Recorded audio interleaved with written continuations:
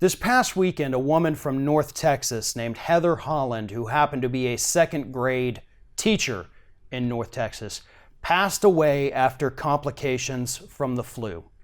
The reason she died from the flu was because she had to put off getting medication to treat her flu because she could not afford the $116 copay necessary to purchase that medicine. She was married, she had a husband, he had a job, she had a job, they had health insurance, and yet they were still struggling to the point to where $116 as a copay for her medicine had to be put off so long that it essentially became a death sentence. This story tells you everything that you need to know about the for-profit corporate healthcare system that we have in the United States. So far, during this entire flu season, 4,000 people across the country are dying. Some reports say 4,000 a week. Hundreds of people from each state are dying every single week because of the flu. And many of them have stories identical to Heather Holland's. They had health insurance. They just couldn't afford the copays. They couldn't afford to go to the doctor. They couldn't afford to get their medication, even though they had insurance. They make so little. They don't have anything in savings. Why?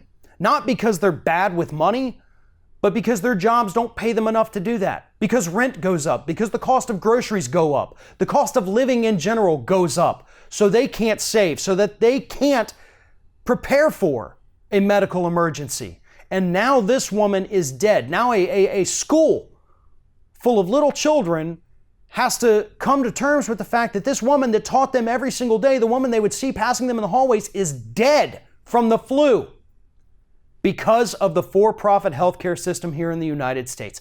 No one in this country should die because they can't afford medicine. This is pathetic for the United States of America.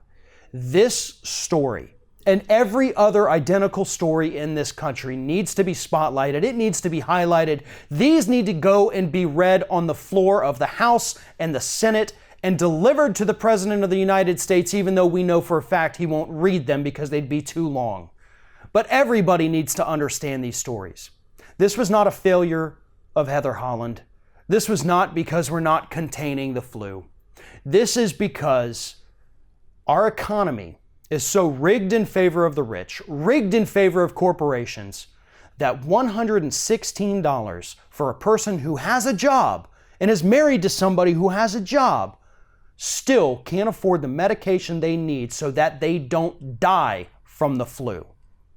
Everyone needs to understand this because this story is everything that's wrong with our healthcare system in the United States, and we should not ever support another politician that does not want to bring forth some kind of Medicare for all healthcare plan so that we can at least make sure that stories like this become a rarity, that stories like this are something we don't hear about anymore because somebody stepped in and said, yeah, you can't afford it. Here's a government plan. It may not be perfect, but it's better than dying because you don't have $116.